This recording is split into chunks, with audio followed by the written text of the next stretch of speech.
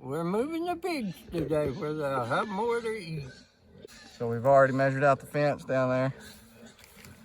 It should meet up right here.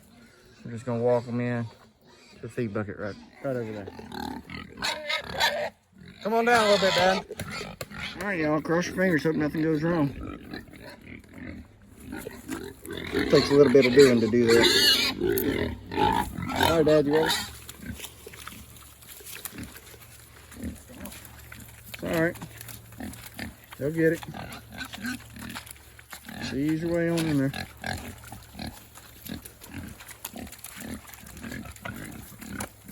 Free range pigs at the moment.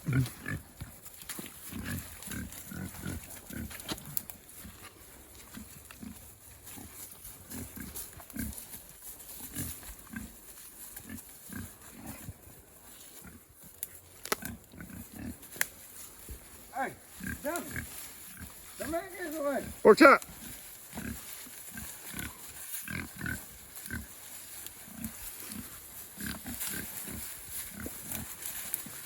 They're all right behind you, Dad.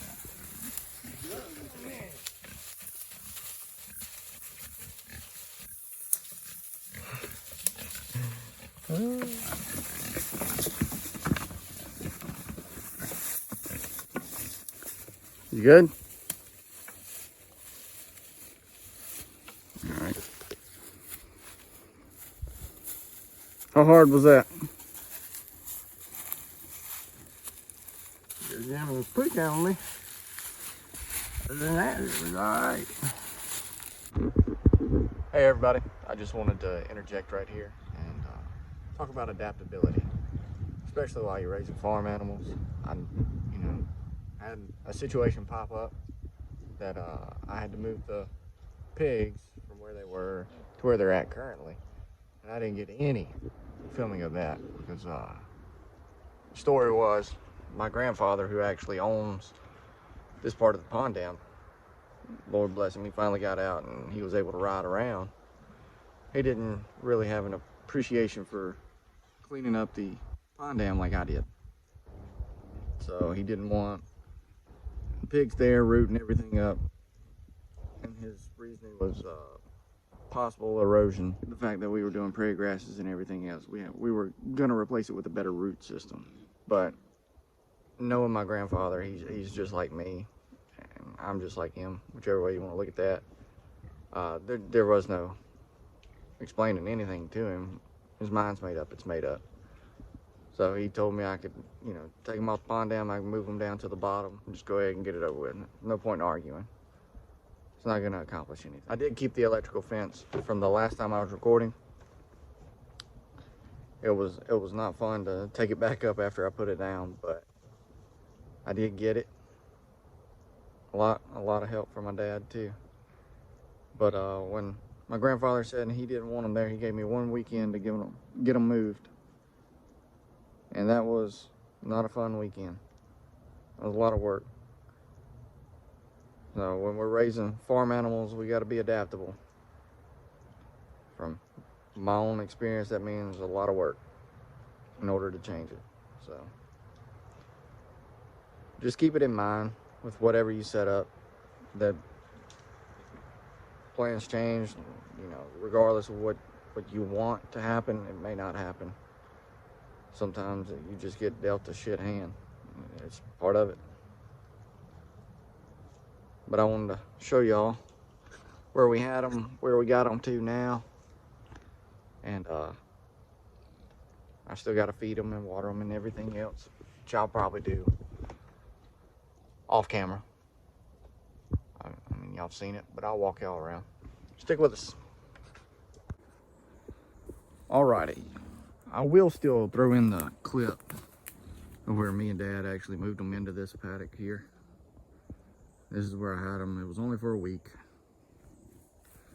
And then got the news that Granddad wanted me to move them off the pond dam and into the bottom. If y'all go ahead and excuse how loud they're about to be.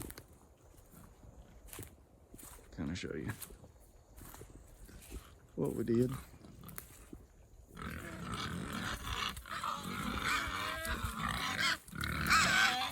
So still implementing some of the netting. I didn't want to just go to 2-wire right off the bat, considering their whole life has been the netting so far. We just got the front done up in 2-wire, marked out with the ribbon so that they can see it.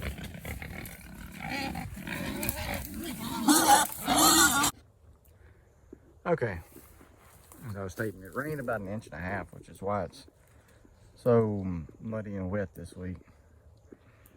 But something I didn't get the last time I was filming was Bacon, my big one over there, had her first heat cycle. This weekend, she was supposed to be due for a next heat cycle, but I don't see anything, so maybe she got pregnant. I guess we'll find out. But I think I measured them not too long ago. Well, I say not too long ago. I measured them, probably a month and a half or 2 months ago. And she was right at 200 pounds. So now I know she's got to be over that. She probably in the 210 to 220 range. The little ones are about 100 pounds less than her. And then Stud over there in the back, if I were to guess, he's probably somewhere in that 150 to 175 range. He doesn't, it's weird. He doesn't grow as long as Bacon does. But we can do a little walk around here. Kind of show you. I think I've had them here for 2 weeks now, I believe. So, pretty decent progress. They'll be here for a while. Because I told you in one of the update videos that we went to the bigger paddock sizes, which is 3 of these electric nettings. And now this one should be about equivalent to 4 of them. So they'll be here for a little while. And as I was touching on earlier, that we decided to go with 2-wire system. It was mainly me decided to go with the 2-wire system. It was originally for the top of the pond dam. In order to do sheep, I didn't want to keep the sheep in netting, so I was gonna 2-wire it, and I was just gonna leave what was on top of the pond dam on top of it and just make my paddocks off of it. And we see how that went. It's all the way down this trail right up here, all the way across, and I'm gonna transfer all this netting into 2-wire because this is the low spot and it floods every year. And it doesn't flood bad, and I'm not talking about this. The water from the creek back there, it actually comes up here for maybe about 2 days out of the year. Not very deep, but deep enough it'll hit that bottom wire. So I was gonna go ahead and get this transferred over to 2-wire, and we ain't got to deal with that issue. Maybe during the summertime we'll go back to the netting. It's a little easier to set up, but for now we'll need to change it. But I would recommend, if you put pigs in the woods and you're running netting like this, you actually make it wider so you can rake out the bottom of it. They don't short it out too bad. Not really sure how long to keep them here. Not very many pigs, and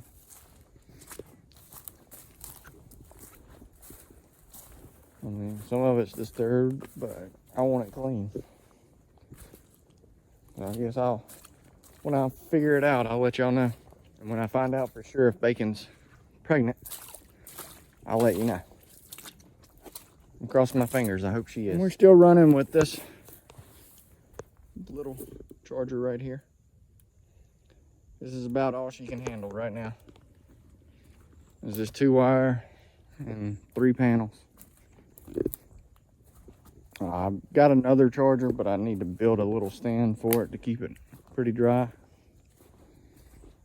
And it'll handle the pigs and the future sheep.